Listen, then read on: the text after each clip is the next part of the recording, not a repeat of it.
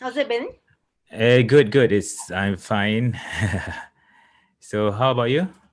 Okay, good. Okay. Just finished a incubator program and making some shifts and changes to the business.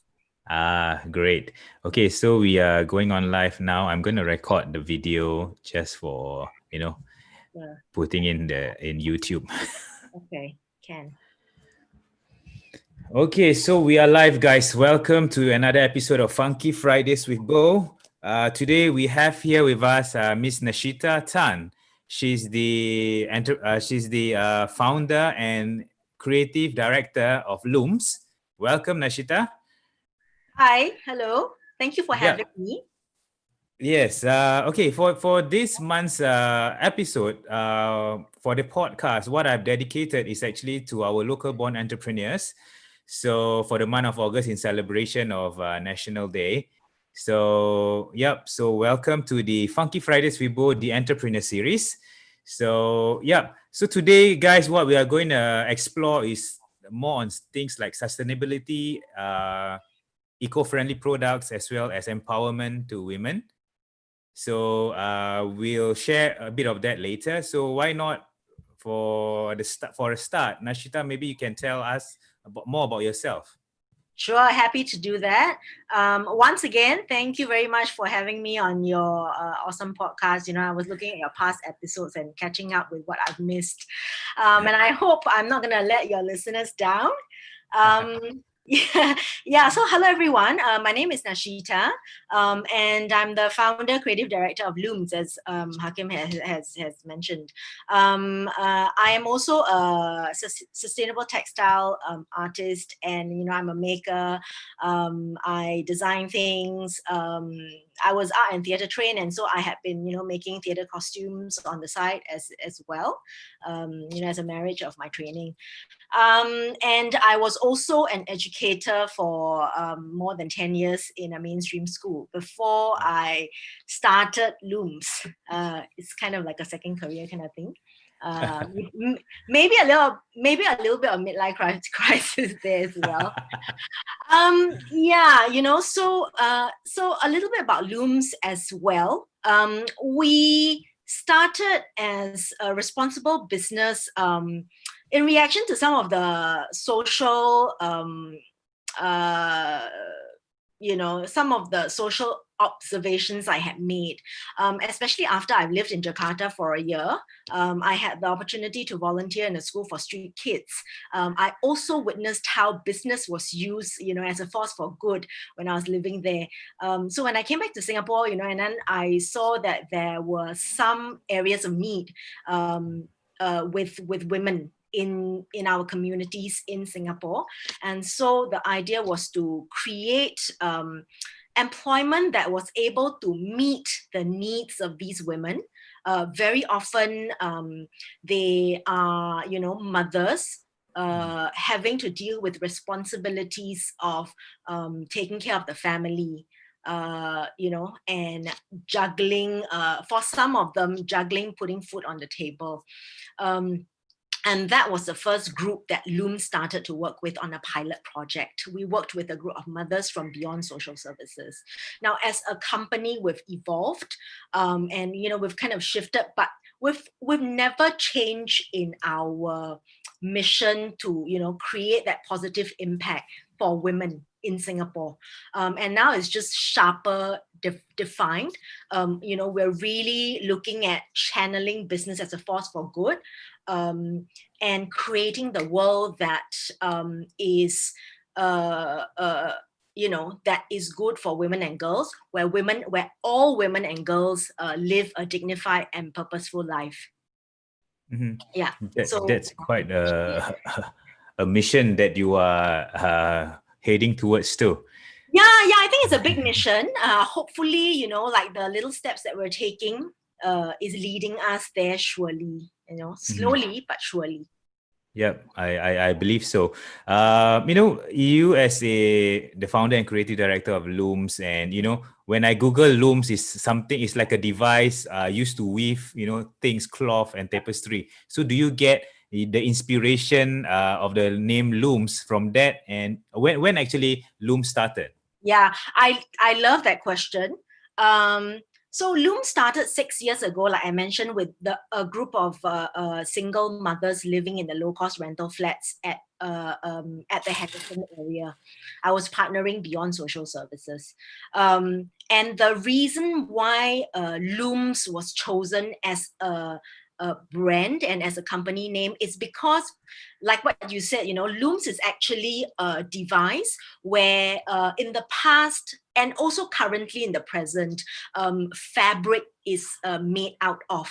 So how it works is, you have got fibers, and then fibers are spun into yarn, and then the yarn is put onto the weaving loom, and different colors of yarn or different types of yarn, like sometimes can be put together, and what you end up getting is a beautiful piece of work.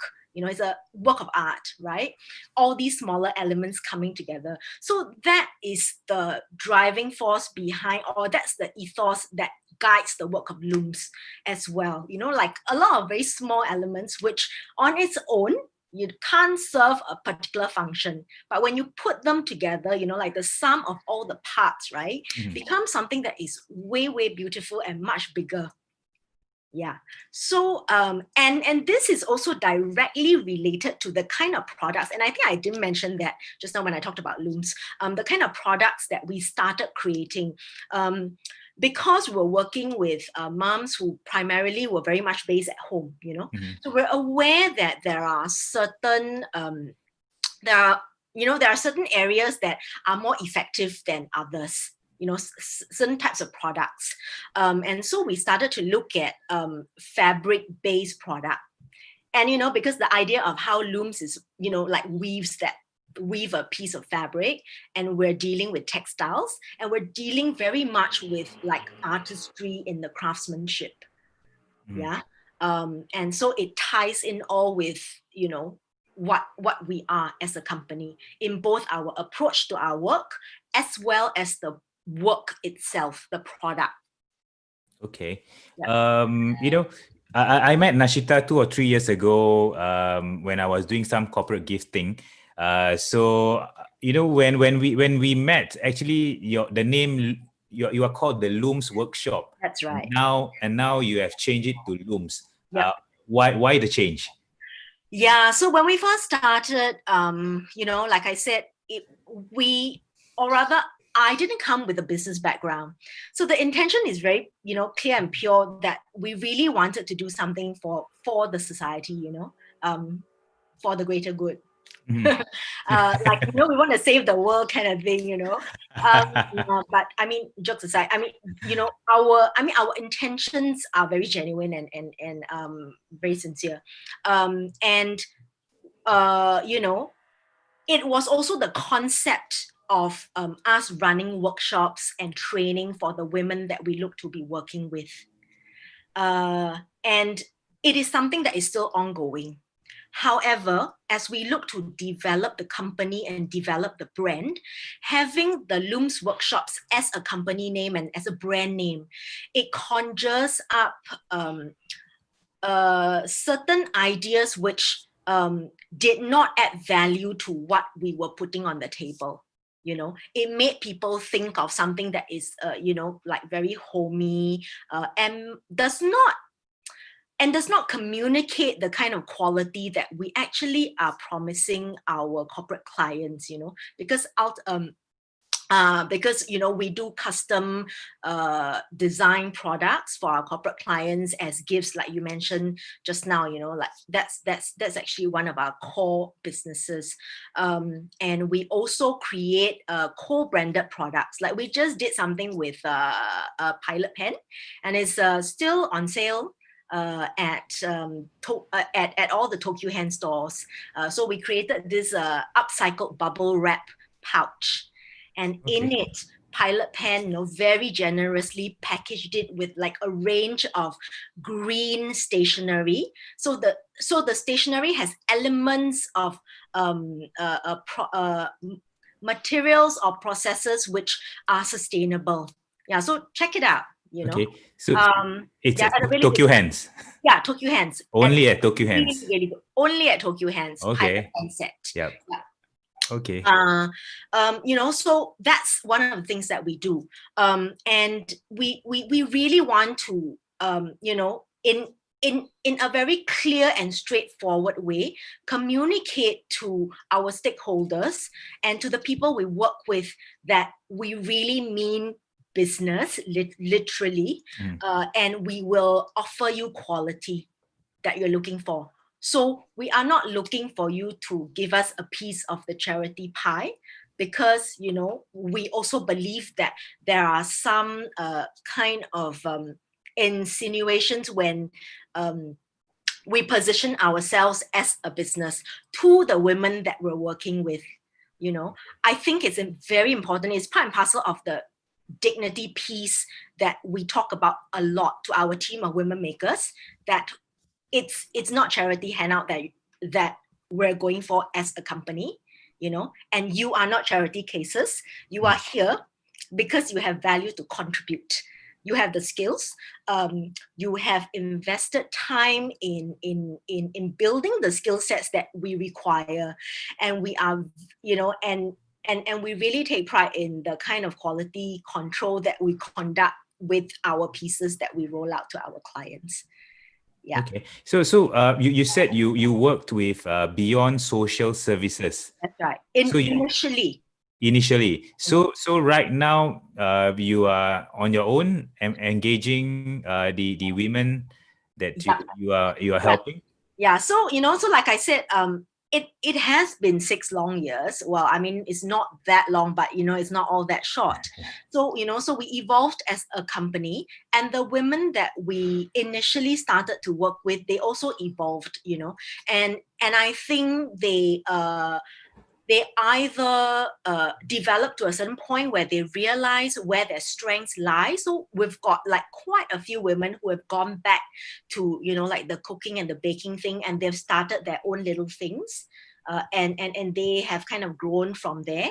And there are some women who have gone back to formal employment, like we've got some people who have been dealing with very, very difficult kind of situations, like single parenthood, and dealing with some personal issues, health issues, and stuff like that. And with Looms, they've had a chance to kind of grow into themselves and to sort out the issues that they were facing. And there are a couple of them who are back in normal employment. And it's really basically talking about a matching of needs. And so, as the women evolve, they come and go. And now we have another group of ladies who are in their middle age to quite elderly age. So I would say our median age is about 50 years old. They're all stay-at-home moms.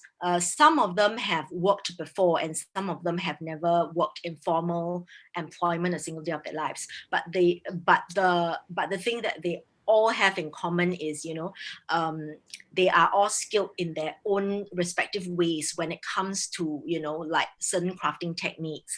And so we add on to that, we value add to that, and they are the core group of makers of our current line of products.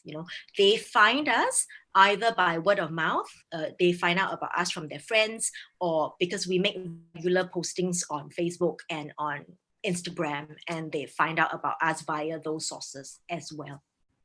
I see. So you won't face a problem where you are shortage of makers of your products.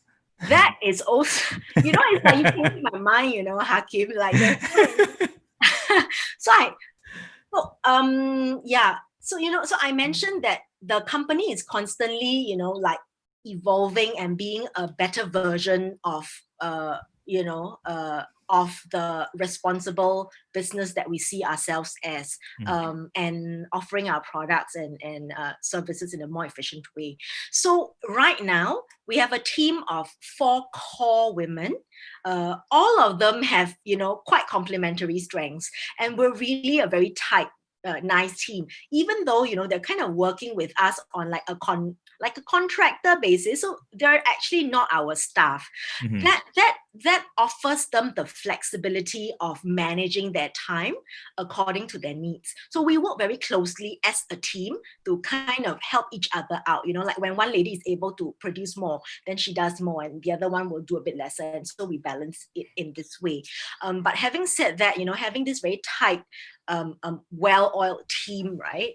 They're just really amazing.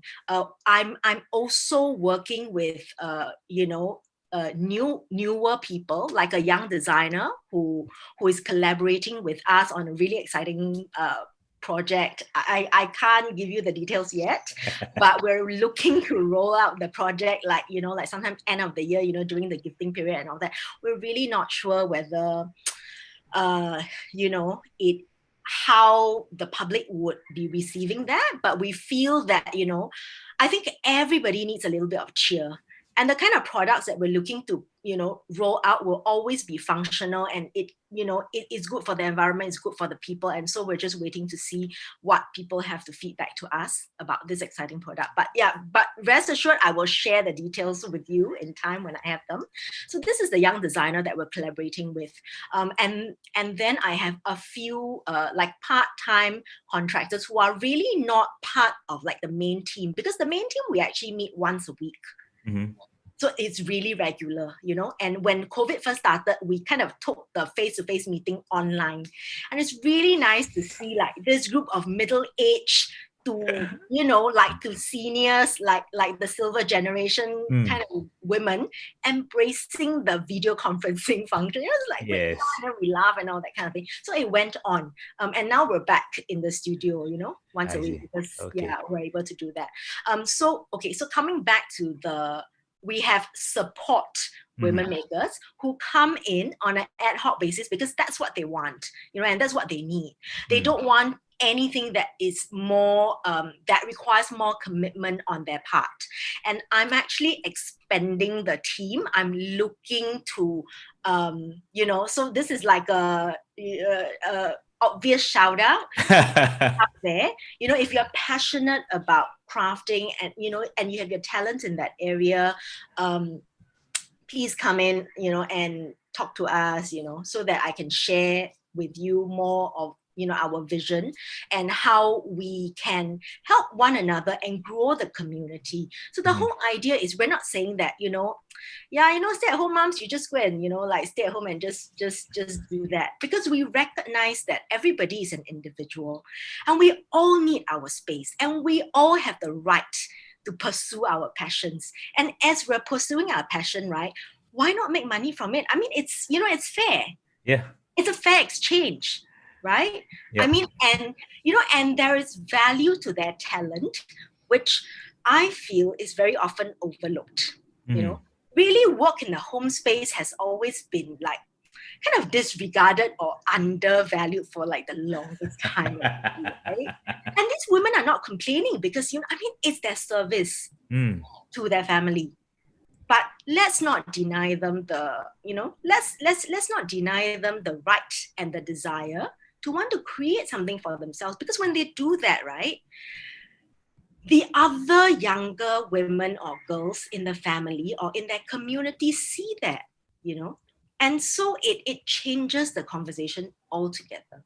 Everybody becomes a contributing member of the family or of the community, like the more immediate community in the neighborhood, in the block, your neighbors, your extended family, right? So so we really, really want to grow this group of people. Okay, so when you talk about this extended family, so do you have any workers who is like a 3 generation with you, like grandmother, mother, and then daughter? Currently not yet. Yeah. Okay, you're talking a lot of your product. So you categorize them as sustainably handcrafted gifts. Yeah. So what are these gifts actually? These products? Should you be able to describe some of the products which you have or currently producing?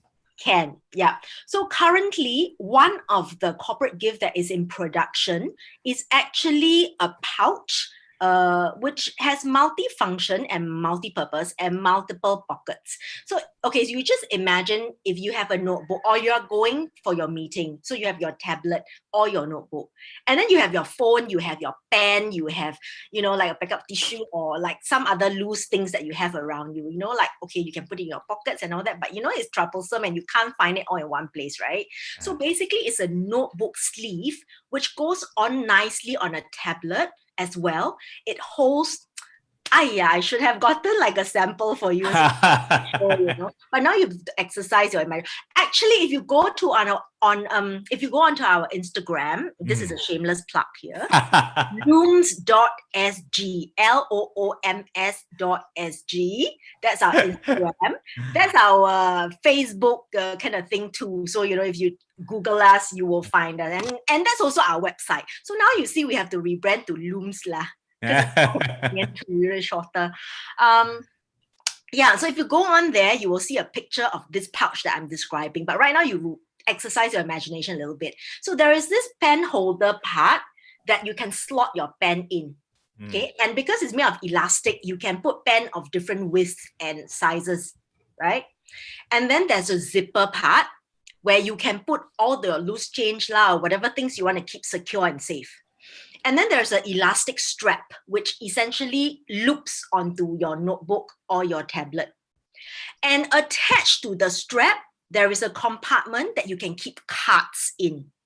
Of course, in the past, because you go for a business meeting and all that, and you have your calling cards, right? But now it's not so relevant, but just as good for, if you want to like zip out for lunch kind of thing, you can put your like ATM card, or, you can put your EasyLink card and all that kind of thing. And then there's a front pocket, which is made from a, beautiful painted threads panel, which is the star of the piece. We actually just unravel yarn from textile offcuts, and there are some really nice kind of, really precious kind of fabric. So you've got a bit of gold or a bit of silver like thread in that artwork, and that's a pocket that you can just slip your phone in. So basically you just grab that and you have all your essentials in one neat package. So that's the one that we're doing for a finance company.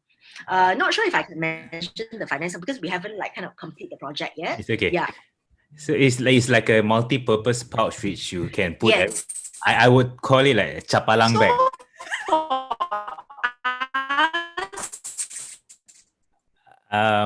Sorry. I think that just now there's a network. There was a slide. Yeah. Yes. Okay. Yeah. But can you see me clearly? I can see you clearly, but yeah, maybe you just probably just turn off your video for a while, then you just switch it on again. Okay, sure. So that the network goes back. Okay, give me a second. Yeah, we'll just stop for a short while the video, and then we'll just restart again the video. Probably we will have the network back. Okay. Should I turn my video on again? Yeah, you can just go ahead. Okay, let's try. Okay, so like I mentioned, it's more like a chapalang pouch where you can put every single thing. Don't call it chapalang lah. Chapalang. It's a thoughtfully designed pouch that serves multi-functions. Wow. Okay. That's a better naming convention for the pouch. Yeah. Okay. About your product, mostly is like eco product. So the fabric that you use, what type of fabric? Because you mentioned about fabric, what kind of fabric is that? Okay, I think before I answer this question, let me just say very, very quickly. I think sustainability can be done in many, many ways. But for looms, right, the kind of sustainability that we do, there are 3 points to it. So the first point is we always look to make use of the available resources, which is why, we have been donated excess fashion waste, we have been donated textile offcuts, or we have our personal leftover textile offcuts from other custom corporate orders. So we use that. So that's one type. Yeah. Then another type that we make use of is fabric that we create ourselves using upcycled material. So one is what we call the painted threads. So we have a base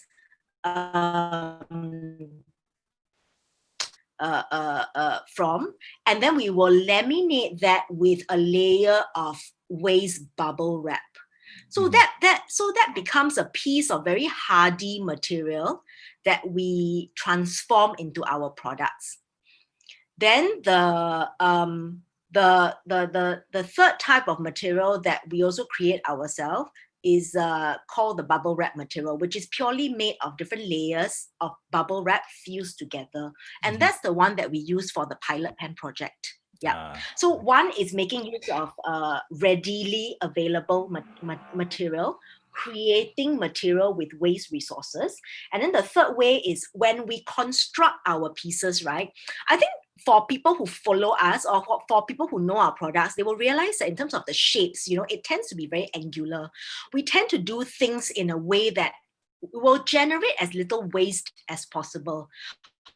Or whatever waste that we generate, right? Thing in terms of the looks and the aesthetics. Yeah, so this is our approach. And I think I've also kind of answered your question about the kind of fabric that we make use of. Yeah. So we're constantly, okay, so here's also another shameless plug. We're constantly on the lookout for like-minded local companies, big or small. If you have a sizable amount of textile waste that we can work with, we would love to collaborate with you, because really, I think this is the way forward. And this is the other thing about sustainability, because when we're preparing for this podcast, I think we had a brief discussion about sustainable fashion and and some of those things, right? And I think I told you that we're not quite stepping into fashion, but what we're doing kind of also is related, and is able to address some of those issues there. Yeah, because I see our pieces as more functional and not transient fashion trendy, like trend-led kind of pieces. Okay. Okay, one more thing about the, in part of your mission, you indicate that we should be living in a sustainable world where all women and girls lead dignified and purposeful lives. So can you explain to us why you are championing these causes? Sure. I think sustainability has become a buzzword. Very much, with great thanks to Greta Thunberg, who made a very strong case for it, right? And her actions also speak for it. But there are actually a lot of other, really good people talking about the issue. And really, if we think about it, sorry, it says my internet connection is unstable and your screen is frozen. So I will pause for a little bit here first and wait for you to become unfrozen again, Hakim, and you give me your instructions.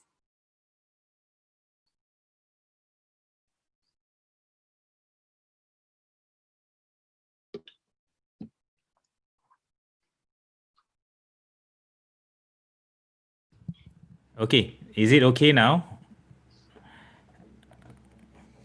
Yes, I can hear you now. So should I turn off my video as well? Yeah, maybe just turn off the video. Probably it's because the video takes up a lot of memory. Can, no problem. Yeah. Okay. Yeah. Okay, got it. Got it? Yep. Okay, Yes. so never mind. It's okay. Because at the end of the day, we'll package this into a podcast actually. So we need a better audio quality, so we can just forget about the video. Yeah. So about the championing those causes, because I didn't really get that part. Yeah. Okay. So I was gonna say that I think it's it has been brought to our attention, and it has been something that all the experts have been warning us about and telling us to take note of, and suddenly I think because of COVID, there was also an increased awareness of that. But seriously, why are we trying to create a business which can be a force for good if we are not looking towards the future and asking ourselves, like, what kind of a world do we want to leave our children and the future generations with, right? Yeah. And so, like looking forward, right? Then you ask yourself, what is the kind of world? I mean, it must be a better world than the world that we're currently living in.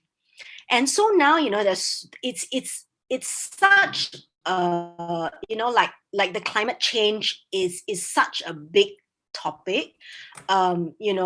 I think in Singapore we might feel it a little less as compared to temperate countries where, like the ice caps are melting, like the glaciers are also melting and causing the rise in sea levels and a lot of other related issues. But even in Singapore, we can see the irregularity of our weather, and we've got our fair share of like ponding, Yeah. and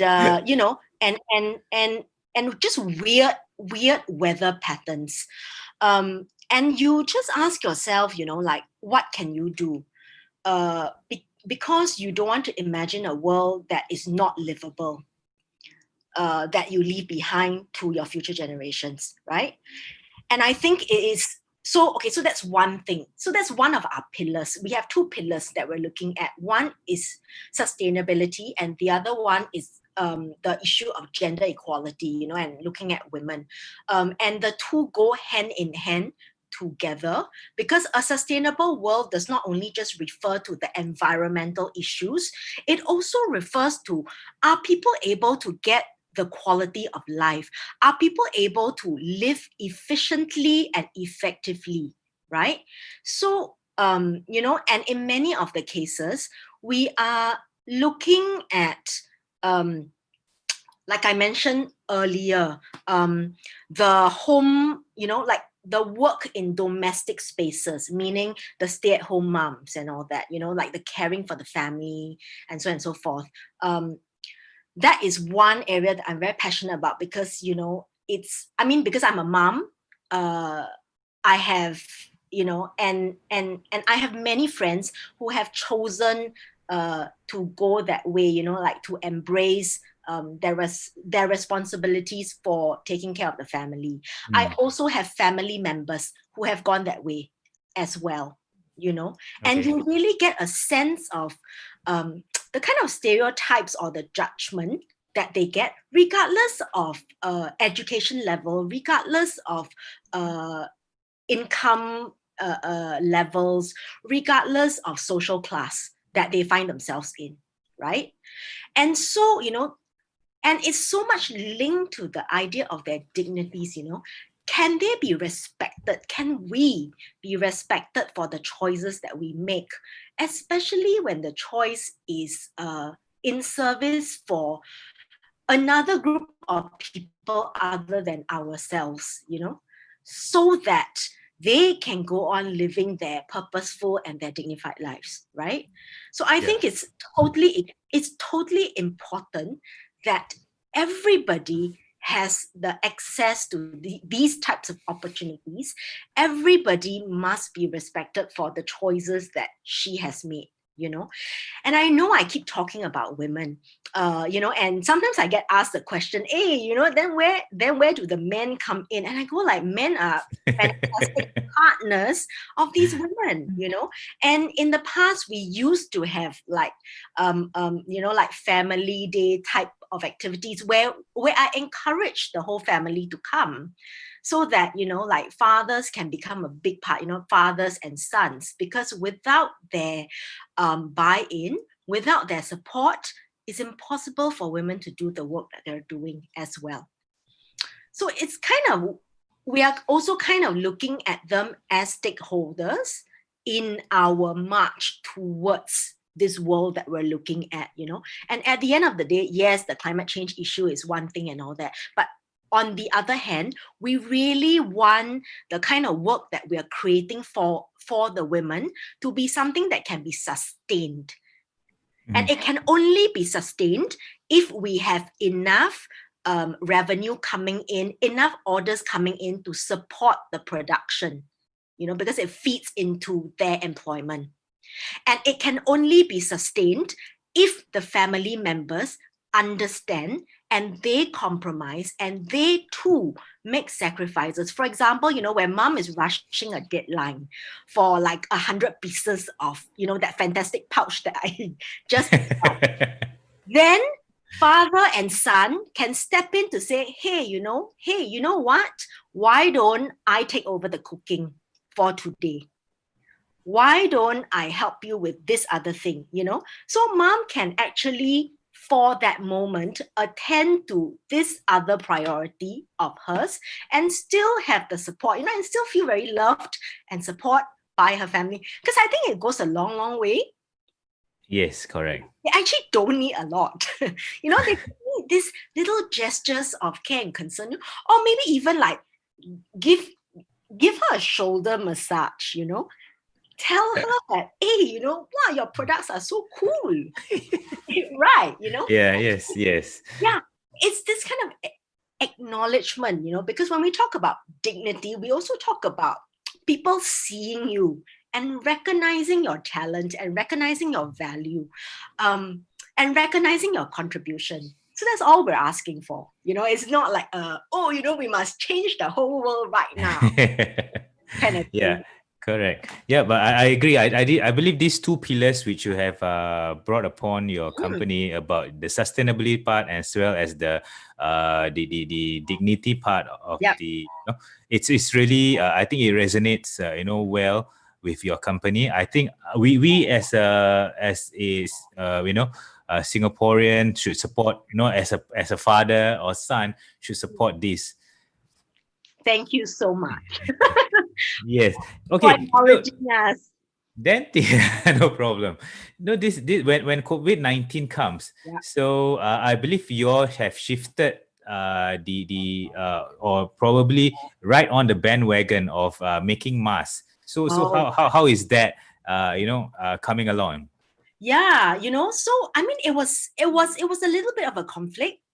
Because when COVID first started, and we started to see a lot of people making masks, and I was very, very sure that this is not something that I want to make money from. It just doesn't feel right.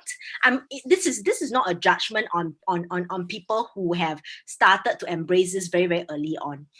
But as we went along, and as I made sure that the women were well settled in their homes, right? Then the next question to ask is, okay, how do we continue to keep them engaged? And okay, that's one. Then the second question is, what does our customer need right now? What does he or she need? And the first answer that came to us is mask lah. Everybody need a mask, like a well-constructed mask.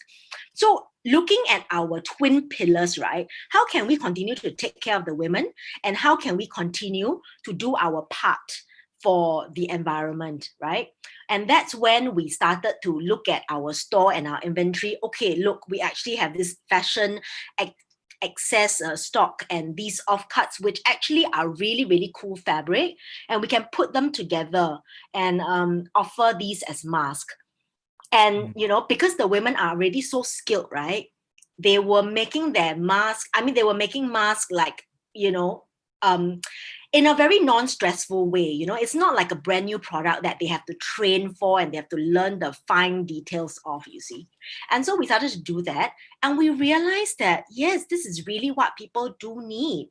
And it really gave the women, like a new sense of hope, because it was very worrying, and it was full of anxiety that we went into circuit breaker because nobody knew what was happening. Yeah. And so we developed that. And it's a perfect chance for us to continue to build our brand equity. And now a lot more people know about Looms. through the mask that we created. And as a result, we realized that there are also a lot of small businesses in Singapore that has this need. They actually, because they've had their supply chains disrupted, or some of them are really looking at very, very small quantities of mask production for their in-house staff, for their frontliners, if let's say they're in a service kind of industry, right? For their own sales, but because they're a small business, they're more conservative. They are not looking at talking to an overseas factory to produce like 1,000 or 2,000 masks, because they would have the MOQ. So this is where we step in, and this is where we plug the gap.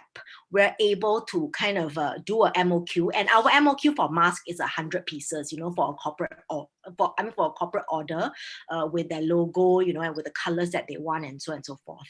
Nice.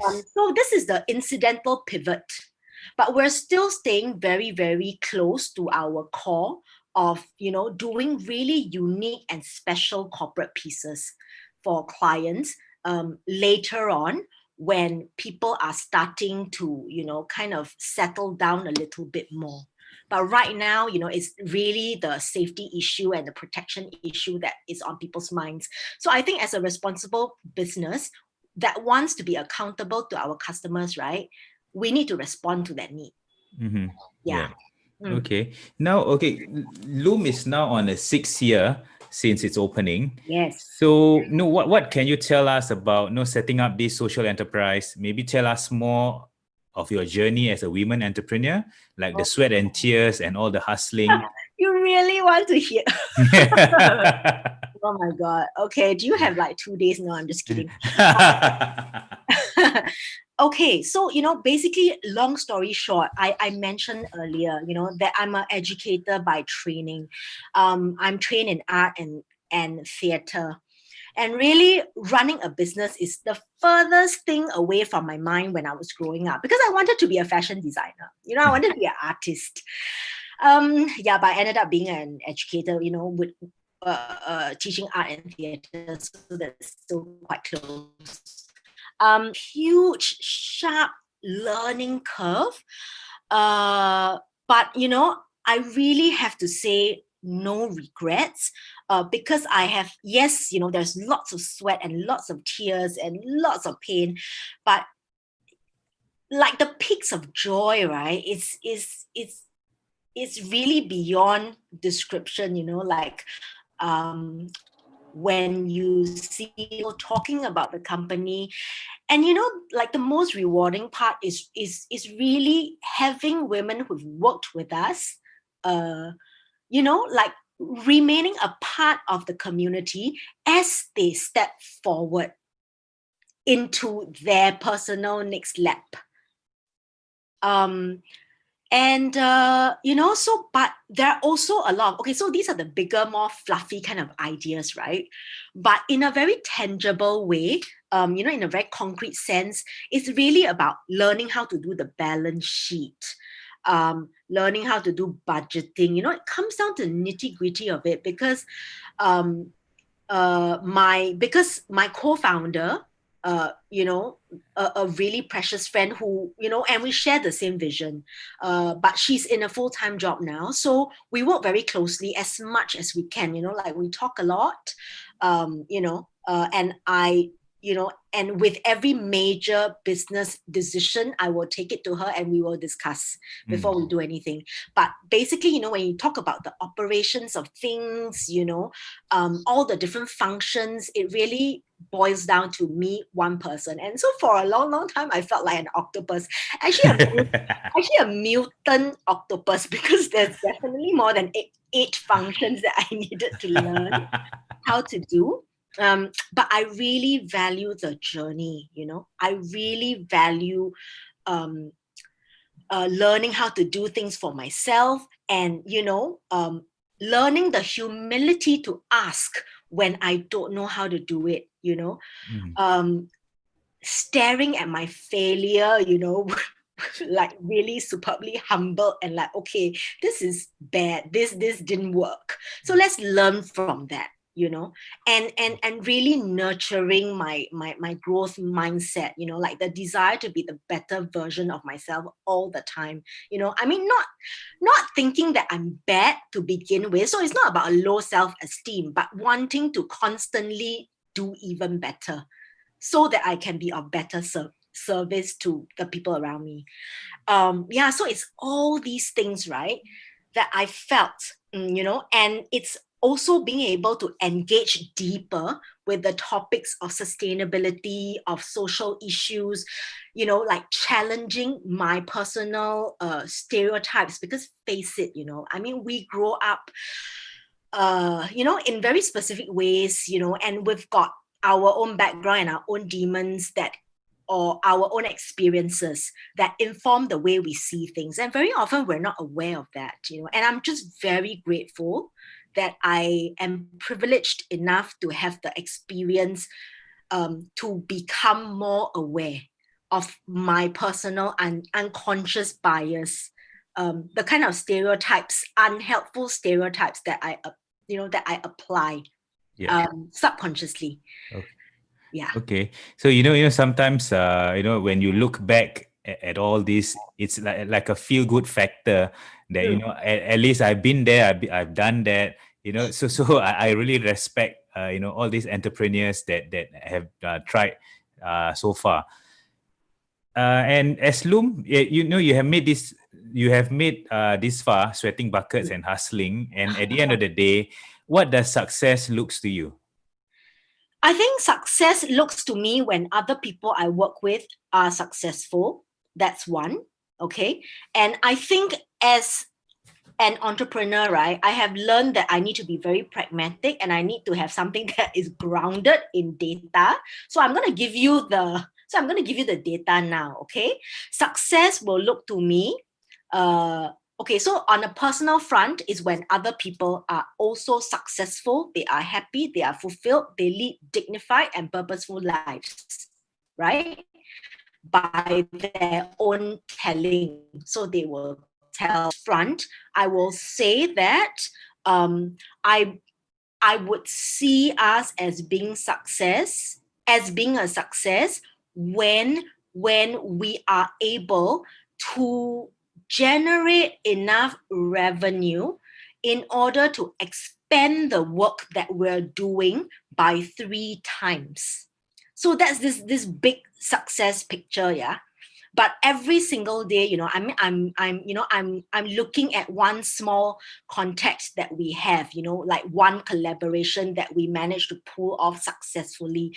These are also all going into our book of successes.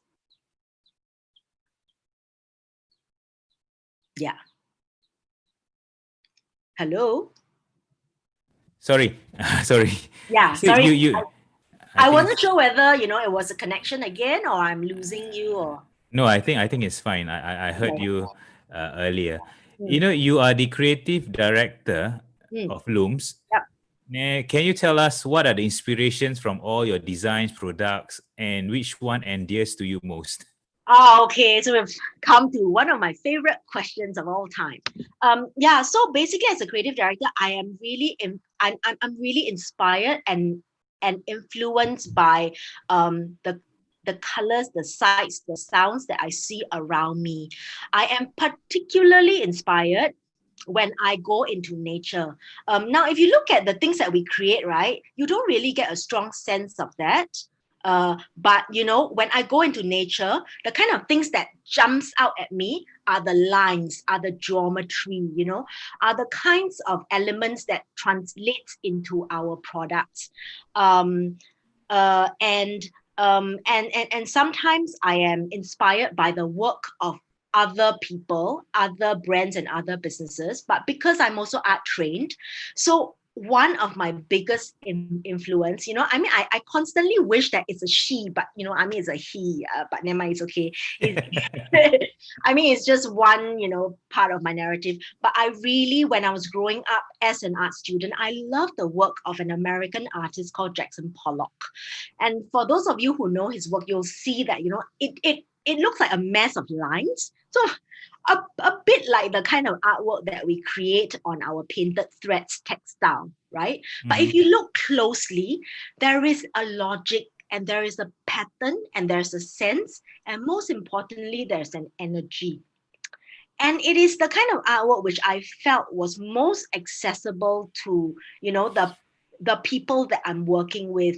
I constantly maintain that you do not need to be art trained to create art. Yeah. Yeah. So Okay. that's one of I mean that's a very strong inspiration for me. Mm. So any product which you like most, which you have designed? Oh, this is a very difficult question. Everything is your favorite. No. This is a difficult question. I'm not sure if my okay.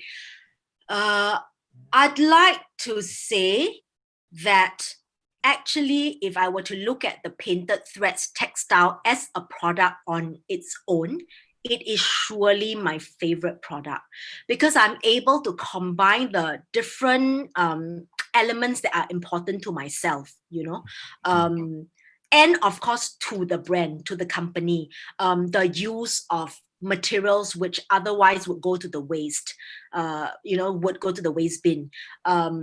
And the element of art, and the fact that it's very accessible to people who, whom we would not term artist, but I do believe everybody has an eye to appreciate what is beautiful. And so it gives access to different people to create their version of what is beautiful. So I feel that the painted threads textile as a product, and we are going to be selling this as a textile. So so we will sell it to like homemade like home designers kind of thing, and then they can make that into their own products, right? Okay. The hobbyist, and it must be my favorite product because it is a product that can take on many forms and shapes. Okay. Yeah. Okay. So this is I'm going to ask you a mandatory question for every guest of on Funky Fridays with Bo. So what do you do on a Friday night? Maybe give us a tips of your favorite restaurant or spot you go to wind You down. really want to know? Well, I put on my unicorn suit, and I go paint the town red. And no, I'm just kidding. I think when I'm much younger, we want a lot more excitement in our lives and all that kind of thing. And I think I've got all the excitement that I need from my roller coaster ride as a self-taught entrepreneur. But right now, I have really become quite a home person, and there are and okay, actually, because of COVID, like there's so much good content which has been brought online, right? And one of the things that I'm really looking forward to be doing tonight is to actually catch a recording of a fantastic theatre production by T-Works as part of the Now Festival, which just finished its run, but it's still showing on Vimeo, and the production is called King. It's a one person, it's a one woman performance, Okay. So so do check it out. It's an original piece of work. It's fantastic, and I'm not going to say anything, but Bak Chor Mee Boy actually did a recent review. So if you go onto T-Works Facebook page, you will see the link to the review, and then you can decide for yourself whether you want to watch it or not. Okay. But otherwise, so I'm watching this, and of course having a good meal with the family. All right, that's good. Okay, this is the second last question. Any word of advice for future entrepreneur like yourself, if they wish to dabble into eco-lifestyle products? What should they look for in this, or is Singapore ready to accept this? Yep. Important question as well. Okay, to begin with, I feel that it's an area of need. to have sustainable product offering. As to whether the consumers are ready or not, I feel that Singaporeans, we are a very pragmatic lot. And as of now, right, we tend to still very much be dictated by price points. We are very sensitive to that. But, you know, in a lot of my conversations, we also feel that, you know, in some cases, it feels like the sustainable options have been overpriced. And there are, you know, different reasons for it, right? So I do feel that for someone who is looking to go into this area, number one, it's important to learn as much as you can about it. Network with people who are in the who are in the community. Find out exactly where the needs are. But most importantly, right, it must be products that cannot be for a privileged few, you know. So somehow or other, we have to be able to look at the pricing and see how we can bring it to a level. It will never be as cheap as your normal mass market kind of products, because there's so much flack, because, you know, like we're all starting to know about, you know, like all the all the very, you know, like all the cheap labor and all the bad working kind of conditions, and a lot of very ethical issues with, you know, cheap products, because the cost, someone pays for it all the time. It might not be the consumer, but there is always someone paying for it. So I'm not talking about like rock bottom prices, you know. So do expect something that's a little bit more reasonable. So I'm just saying that, you know, we really need to think responsibly as someone who start a business, and really whether or not you call yourself a social enterprise, I think it's socially responsible to not just look at profit as the only as the only bottom line. There is also the bottom line of the environment and the bottom line of, you know, the people who are working in the business. Yep. So that's all I want to say. Okay, that's quite a good advice, Nashita, on the saving the planet and whatnot. Okay, the other thing, which probably this is the last question. Usually I will dedicate this last question to my guests to promote their products or services, which you have done. I did a lot of it already. Earlier. Sorry, I'm so shameless.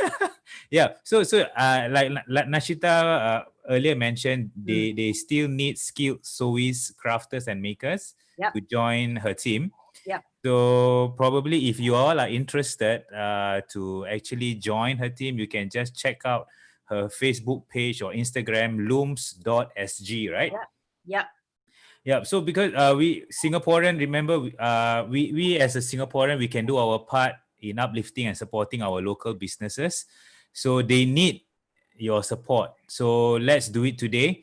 Support local, and some of the ways which is easy for you to do is just to write a positive review, you know. So every little review counts, you know. Just go on to their Facebook page, like and share, you know, in your social media circle, engage them in their post. So, yep. And I also would like to shamelessly say to also like and share my podcast links as well. Definitely. Go on to Apple Podcasts. It will be worth your time. Sorry, I cut you off. Please tell everyone the link to, you know, click on to. Yeah. So go on to Apple Podcasts, give a 5-star rating, and write a review. Yep. So can do it today, can do it tomorrow. All right, Nashita, thank you so much for coming onto the show.